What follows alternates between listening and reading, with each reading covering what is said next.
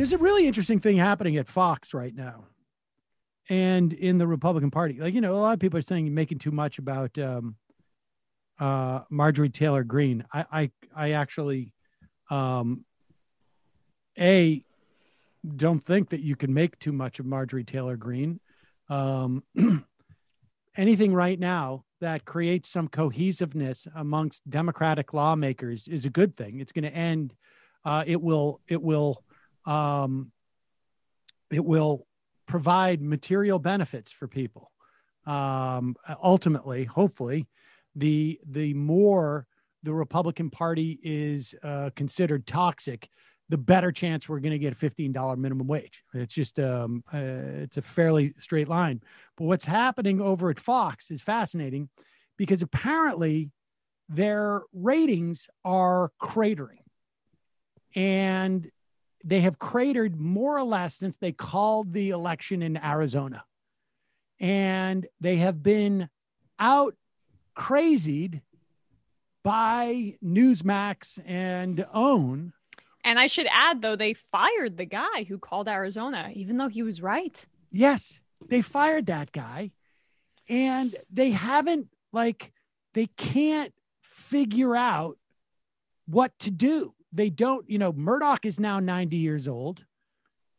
He can't run the place on a day-to-day basis.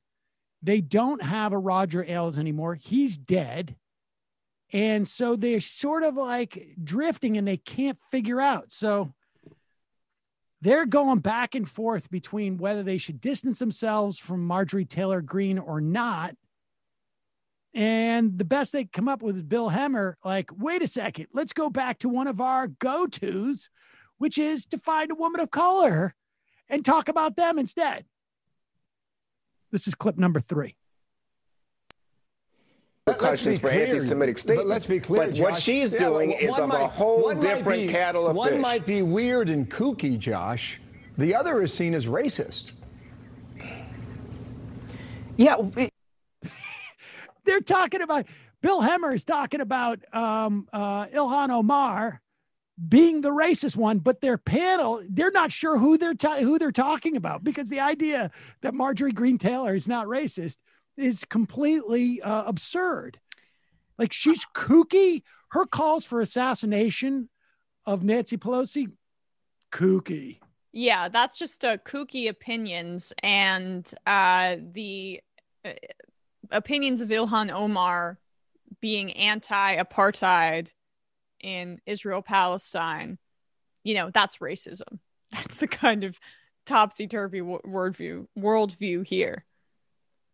It's pretty stunning.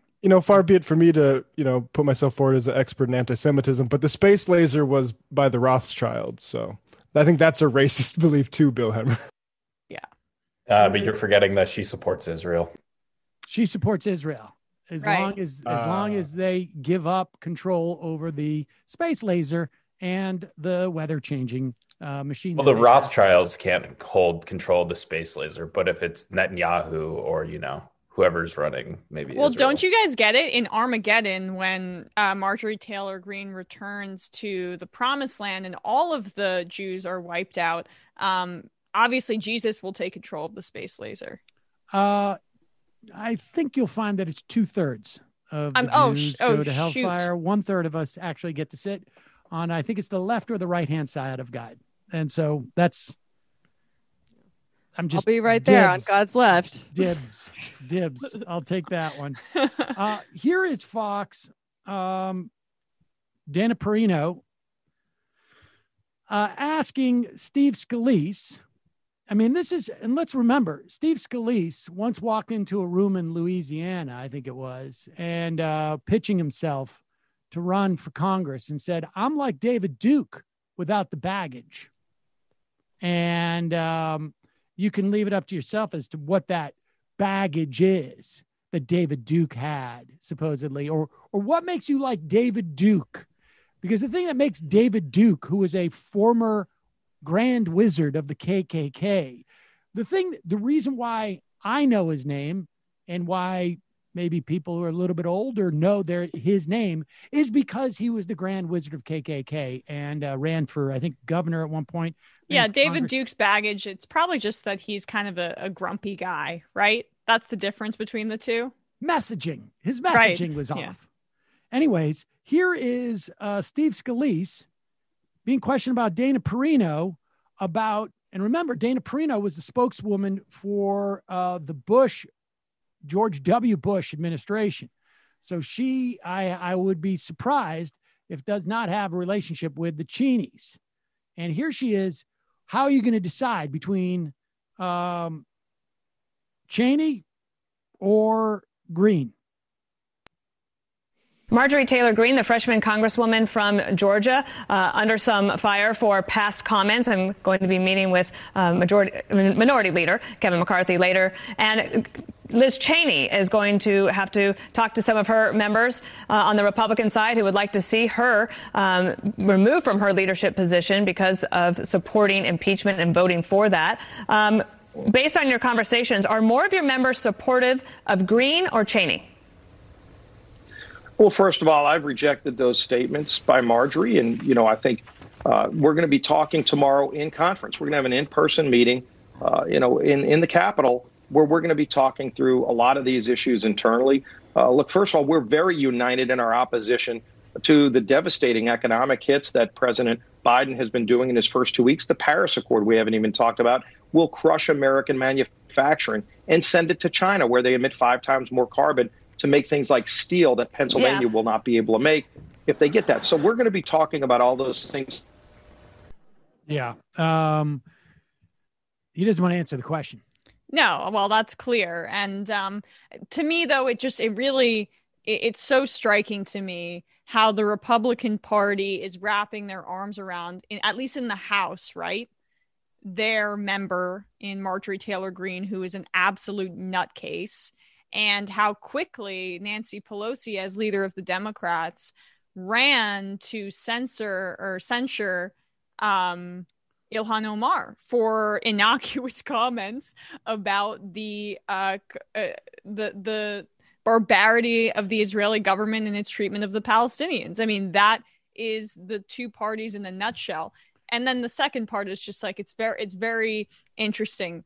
The schism right now between the Senate Republicans, Mitch McConnell coming out, calling Marjorie Taylor Greene's beliefs crazy, and the House Republicans, who are a lot closer in proximity to the MAGA base than the 6-year term senatorial candidates, Republicans, who, are on average a lot wealthier too, and just less connected from that base. So you're seeing a disparity in response and reaction. And I would say that it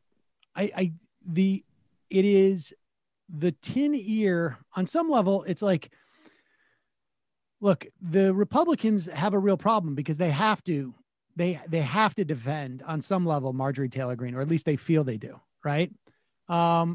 Nancy Pelosi felt like she had to attack Ilhan Omar. But the fact is, it turns out she didn't. She didn't have to at all. In addition to it being like the, Ilhan Omar representing a huge swath of the Democratic base, she didn't need to do that. And they did that to their own detriment in terms of stepping all over their big signature HR 1 rollout, which was quite a good bill to expand voting rights and to cut down on corruption in government. And they stepped all over the rollout of that because they were so desperate to distance themselves from Ilhan Omar. Here you see the Republicans, they're trying to, I think, like sort of split the difference now a little bit because they realize there's a problem, and their party really is dominated, particularly in the House. And not to draw a false equivalence between the two either. It's just the point is that there is a huge disparity. Like, they are splitting the difference, and they know there's something wrong with Marjorie Taylor Greene. Ilhan Omar, there was nothing wrong with what she said, and yet they were still so quick to expel her basically from the discussion and move to formally reprimand her.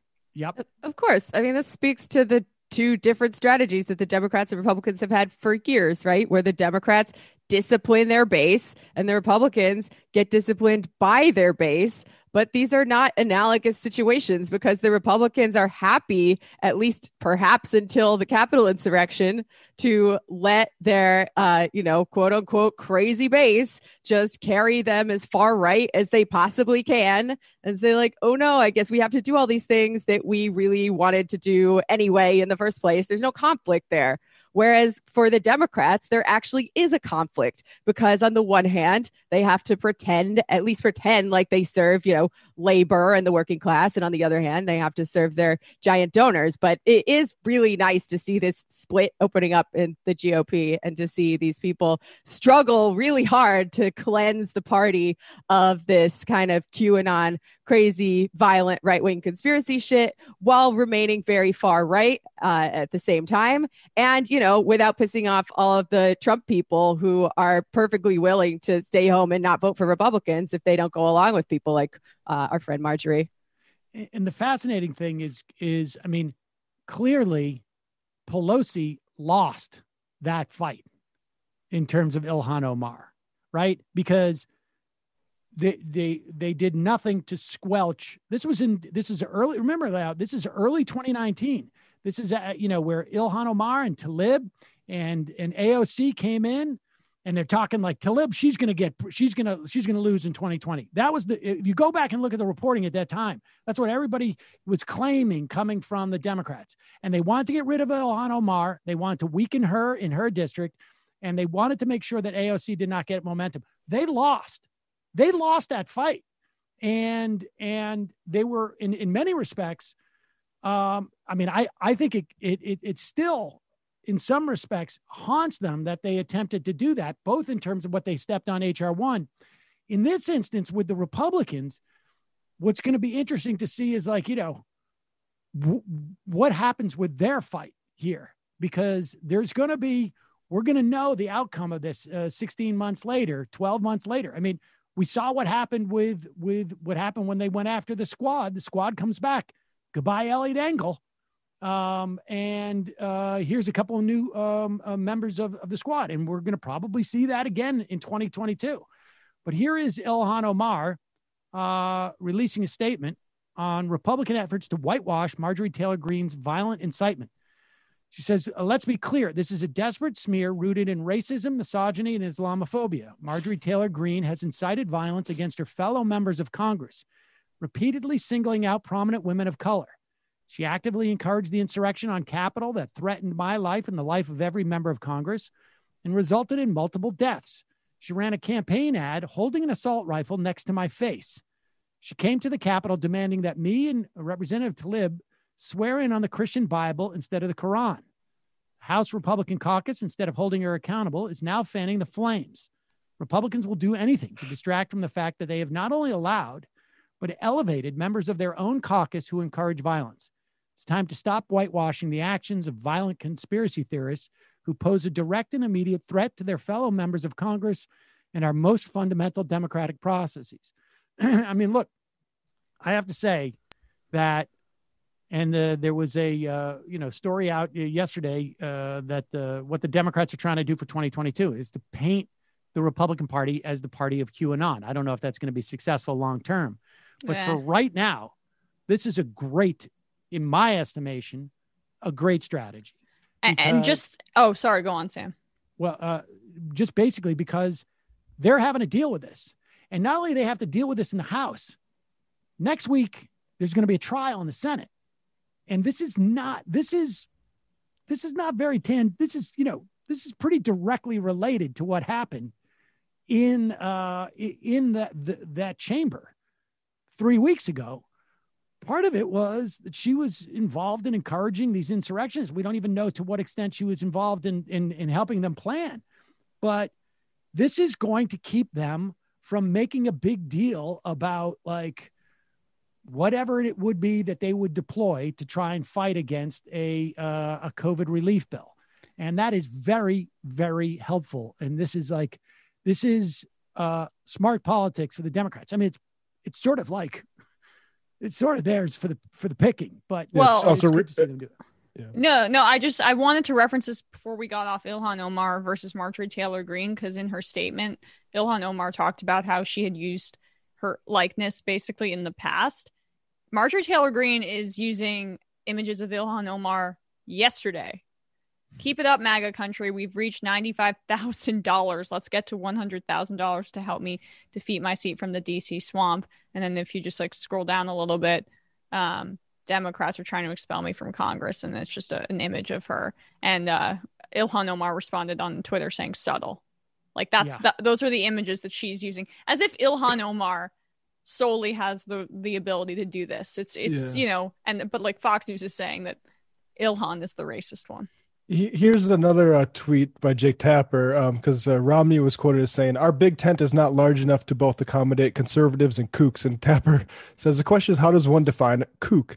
Is someone spewing election lie nonsense a kook? How about if they join a lawsuit that spews such nonsense? How about if they vote according to that nonsense? Which is, I think, a really good question.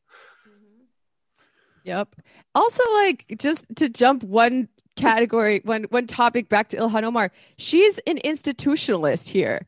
Like, I have my critiques of our institutions. Like, I am not an institutionalist, but to the average person who, like, more or less thinks our institutions are legitimate, which one of them is saying stability is good, support our institutions, and which one is trying to tear them down from the right? You mean Marjorie Taylor Greene is the answer? That was where I was going with that. Yeah. Okay, I just didn't know if that was pure rhetorical or you wanted a verbal reaction.